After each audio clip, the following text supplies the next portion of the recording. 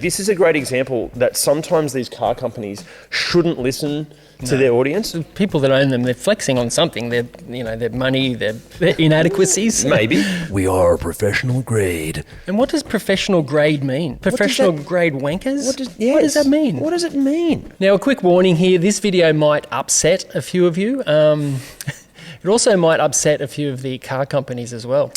Yeah, that might be putting it lightly. Yeah. Look, we're not saying these cars are necessarily bad in any way, shape or form. Some of them are actually quite good cars. We just think these are the cars that don't fill a legitimate void in the car industry. These things exist purely to boost companies' bottom lines and to keep shareholders and stakeholders happy. Yeah. And we don't think that's a legitimate reason for a car to exist in the first place. When the question is, why does it exist? And there's no good answer. Yeah. These are the cars. Okay, first up, here we go. I hate this car. It's the Range Rover Evoque Convertible. Oh my God, what an abomination.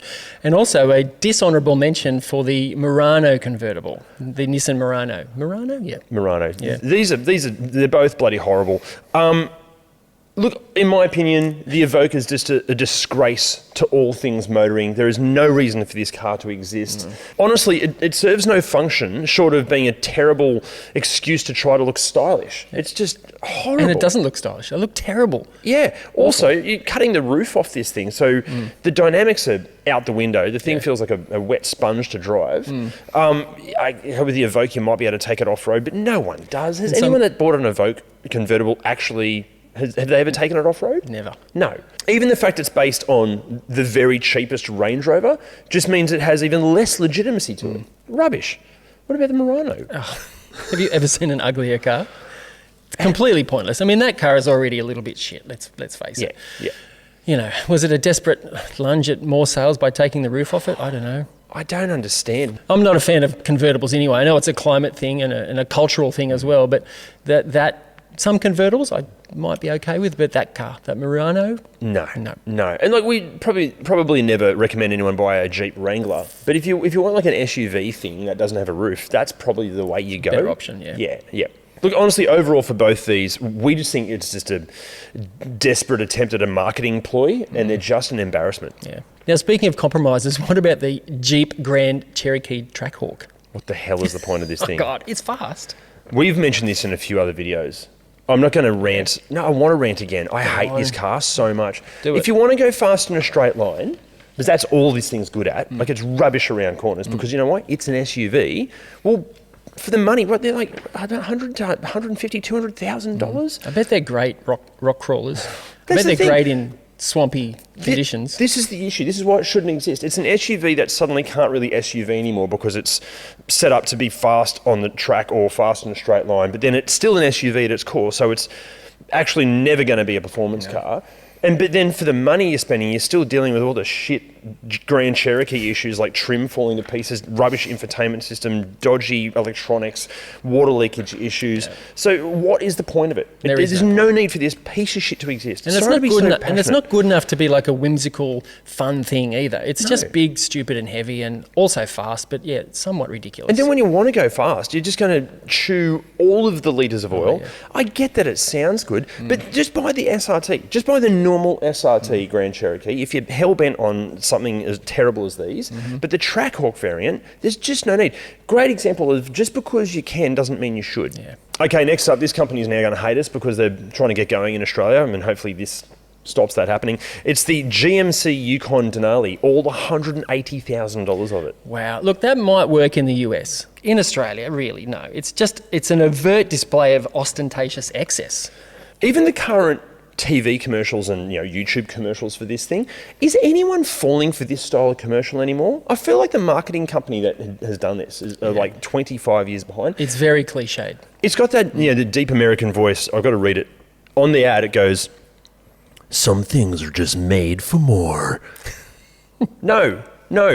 Here's a crazy idea. Maybe we just need less in life. And maybe we should simplify life and do with less. Yeah, and their whole angle of wanting more, if you really want more, buy the Escalade, because it is more. And it's also on the same platform, same drivetrain. It's the same platform. It's more expensive, and it is actually more. You know what's less expensive? A Nissan Patrol, $70,000 less, ish. Yeah. Ish. just buy a petrol. If you want a big V8, multiple people mover thing that can do a bit of off-roading and towing, just get the petrol. There's no need for this thing to exist. The other line I like, they go, we are professional grade. That might as well, I'm going to redo it. What it should, instead of that, it should say, random words that sound impressive. And what does professional grade mean? We are professional grade. Professional grade wankers? What does that mean? What does it mean? If you want professional grade and you want to lug a bunch of people around in absolute luxury, go look at a Lexus LM or go and look at the Toyota Alphard or a Velfire. That Lexus, even a Kia Carnival, that Lexus, I saw inside one of those Lexus LMs the other day. That's professional grade. Yeah. That's above private jet grade. Yeah. And the name Denali, anyone with the slightest hint of dyslexia is going to read that as denial. Which I think a lot of people that are buying this thing are in. Yep. Now, if you've watched any of our videos, you won't be surprised by this. The next car on our list is the BMW X6M.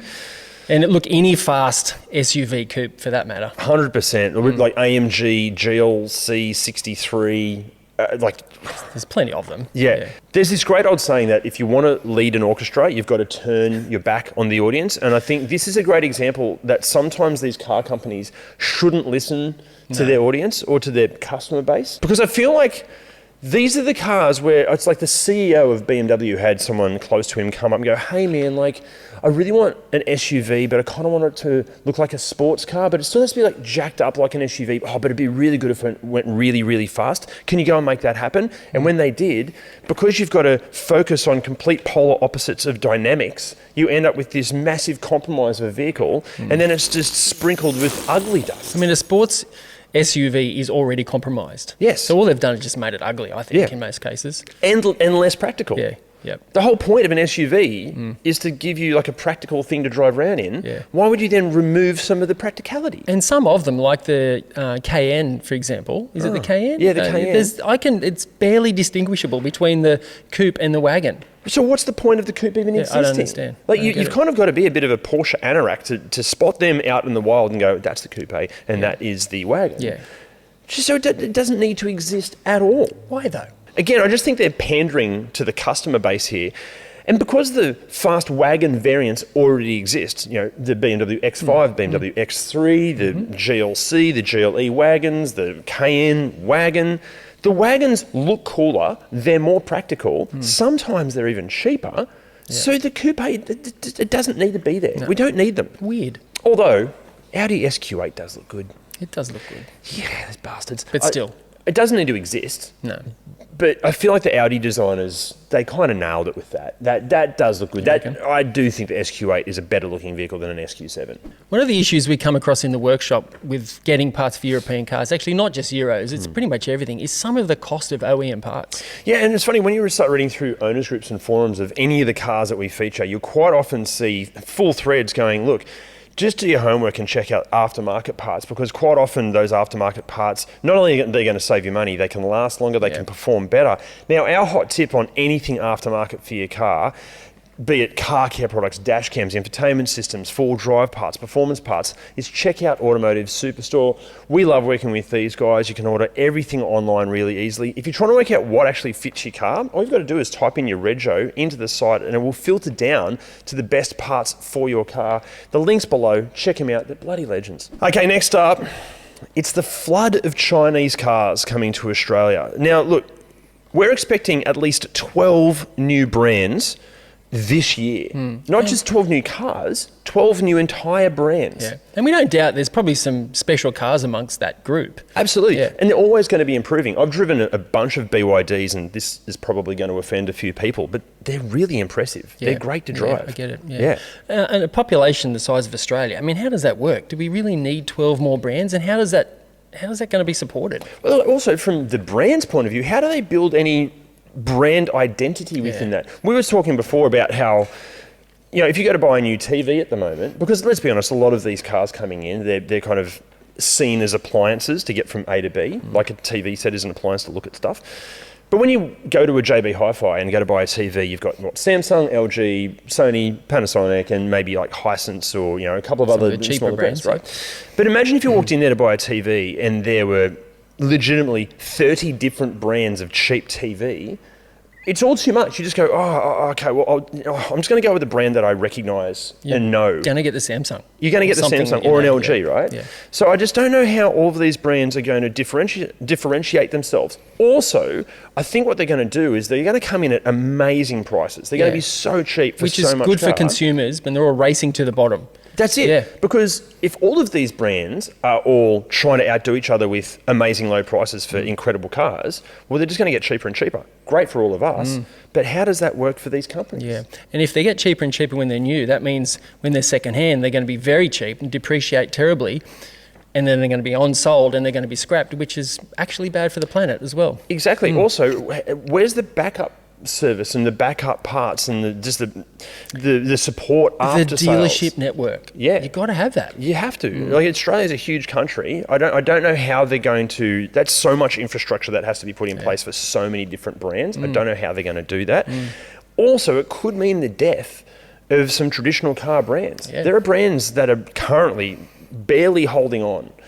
And this coming in, all of a sudden, this really upsets the apple cart. I worry about jobs. I worry about what's going to happen to the dealer networks. It's going to be interesting. We should just point out that we are not against Chinese cars. There is some good stuff coming out of there. But as I said, in a country this size, how is that going to work? And why is it happening? Yeah, and I'm worried that because they're almost seen as appliances, it's almost like you're weirdly encouraged to flip these cars every 3 to 5 years, maybe 6 years. But flipping cars all the time is terrible for the environment. Ideally, you should hold on to whatever car you have for as long as possible and buy a car that has an excellent support network and available parts so you can keep it on the road for longer. Just flipping into whatever the next new car is terrible. Not anti-Chinese cars. We just don't need the flood of them that are coming here. Okay, this next one's close to my heart. I don't know why this annoys me so much, but it shouldn't exist. It's the Mazda CX-30, CX-60 and CX-90. Not bad cars. Really, actually quite good cars. Good cars. Overall pretty good. But they don't need to exist at all. You know what we should have? We should have the CX-3, CX-5, CX-7, CX-9. Keep it simple, That's a really simple way of doing it. Why don't they do that? Amazing, hey? Here's the issue I have with these. Let's take CX-30, for example. This is the car for people that go, I kind of want a Mazda 3, but I want to be up a little bit and kind of SUV-ish. But the CX-3 is a bit small, CX-5 is a bit big, so is there anything in between? Why can't Mazda go, no, pick a Mazda 3 or a CX-3 or a CX-5, too bad. Be done with it. This is the car equivalent to some wanker walking into a cafe going, hi, can I have a quarter strength, flat white at super hot temperature, but with no sugar, but with caramel syrup, only if the syrup is ethically sourced. And can I have some whipped cream, but that needs to be in a ramekin off to the side, at least 30 centimetres away from the cup. Can the cup also be in a triangular shape? Wait, no. Is that one of your pretentious coffees that he's talking about? It's not, but what they should do is go, no, off, have a real coffee. Do it. It's the same with these bloody cars. And the trouble also, now, Mazda are dabbling with this, and there's some other brands that do it far worse. When you have such a wide variation of choice available and you're spending so much on so many different trim levels and models, specs, is some of that money better spent doing R&D on the cars they already have? Yes. Maybe slightly less choice, slightly less cars available and choices available, but maybe all of them just a little bit better. Absolutely. Yeah. I completely agree. Honestly, it's just another example of companies bending over backwards to fill gaps that don't need to be filled in the first place. Like, if you've got a customer coming in that wants a car that doesn't really exist, tell them just, no, sorry, too bad. Pick a CX-3 or a CX-5 or a Mazda 3. They're your three to choose from. You don't need a CX-30. Don't need a CX-60. Don't need a CX-90. You know what it is? They're just so terrified of losing that sale. They need to cater for everybody, which is a bit ridiculous. Which is exactly what you just said. But it's ridiculous. They don't need to Stop exist. It's pathetic. Yeah. Here's something else that just should not exist. Yeah. Really expensive OEM wiper blades and shitty aftermarket wiper blades. Absolutely. They are the absolute worst. But you know what, Jim? I've got a way that we can mitigate these issues. All you've got to do is hit the Wipertech link down below to get 15% off and free express shipping on really the only wiper blades we choose to use. They're super easy to order online. They're a breeze to fit and they wipe beautifully. Check them out. Next one on the chopping block is Cadillac. Cadillac is coming to Australia. Why, you ask? Yeah. I don't know. Have they not felt the current climate lately in terms of maybe not all things American are being embraced all that wholeheartedly at the moment. Also, they're going to come in here with EVs, right? Premium EVs. Yeah. Have they not seen premium EV sales of late, or even the depreciation, which is hectic? If Porsche, Audi, BMW, and Mercedes-Benz can't shift their high-end EVs, good luck Cadillac doing that. And what sort of demographic is Cadillac marketing to traditionally? I don't know anyone under 55 that would want a Cadillac at all. And surely those that want Cadillacs would ideally have a petrol V8 version of it. You would think, yeah. You'd think. So I don't see who's the target market here? Well, they surely can't be coming in targeting a new younger audience, because that younger audience has no money. So and also, they're not going to buy it. And also, they don't have there's no kind of social link to Cadillac. No. Like, I feel like that it's just not a brand that anyone cares about, or not enough people care about. Not in Australia, definitely not. No. Again, not saying they're bad cars. They're probably going to be fantastic. Even compared to some of the Euro stuff, they might be even better. But I just don't think anyone's going to buy them. No. I reckon, my prediction is Cadillac won't be in Australia in 3 years' time. Yeah, agreed. Yep. Now, I want to talk about big American trucks. Yep. Specifically, trucks like the Ram 1500 TRX. Yeah. So, okay, disclaimer here. The big American truck thing, and I know a lot of you are going to disagree with this here, but there is a place for big American trucks, okay? 100%. Towing?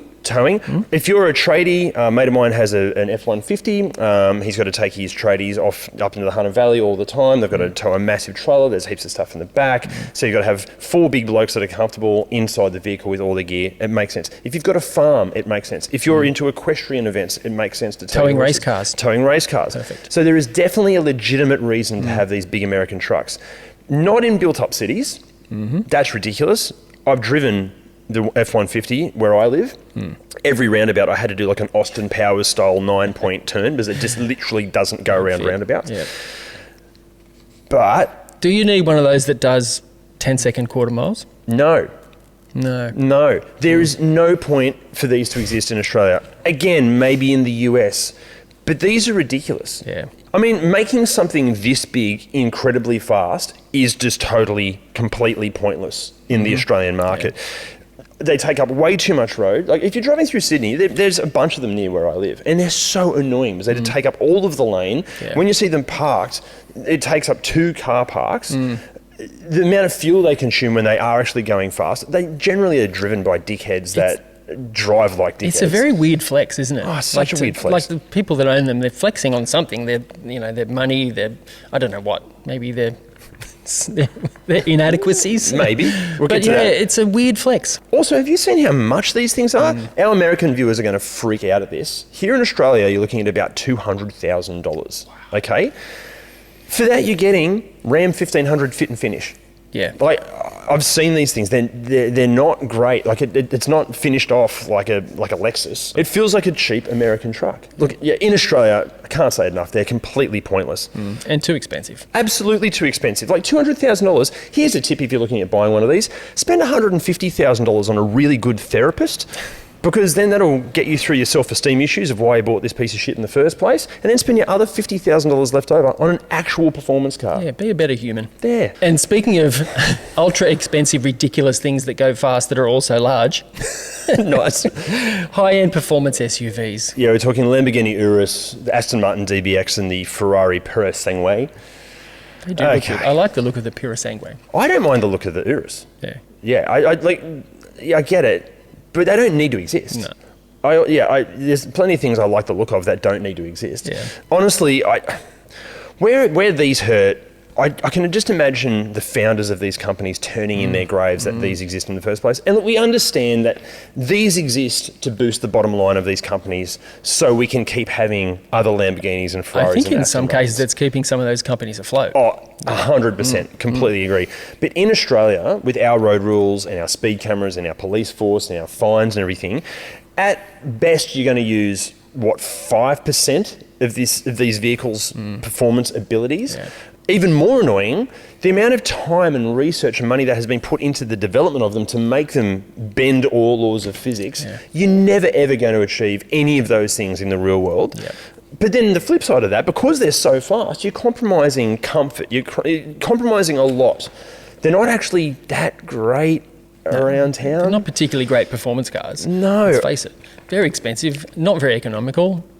A weird flex, another weird flex. I know. I just think they exist purely to show off.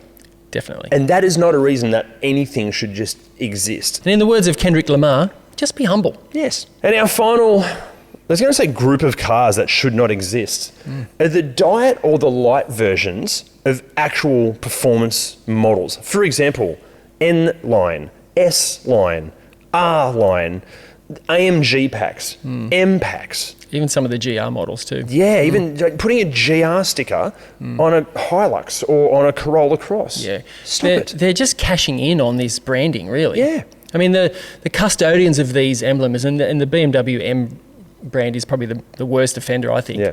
The modern owners or the custodians of that letter, they're just failing terribly. Absolutely. Yeah. And also, I can't help but feel... It used to mean something. It did. It did. It also it dilutes how special all of those brands are for all of these companies. Yeah. But then at the same time, it's kind of... I feel like you're underwhelming the customer that buys it. Because if you buy an i30 N-Line, you know you really wanted an i30N, but sorry, you can't quite afford that. Or possibly you didn't understand the difference, and maybe a really good salesman just said this is almost the same thing. Yeah, I just think back in the day, the hot kind of i30 that wasn't an N, it's hard to say, was called the SR. That was a really great car. Yeah.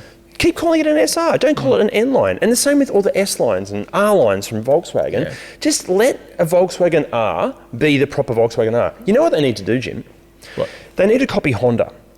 There's no Type R line, right? Yet. They better not be. I'll be so pissed off if they do. For a Honda to wear a Type R badge, it has to be genuinely special. It is a very different car to a standard Civic or whatever it was previously. Honda have got it right here, and I feel like everyone else is getting it wrong. Just get rid of the Diet versions. Now, that's not all. We're about to film the opposite to this video, which is the cars that should exist. Exactly. But with this one, what do you think? What other cars or categories of cars shouldn't exist? Let us know in the comments. See you on the next one.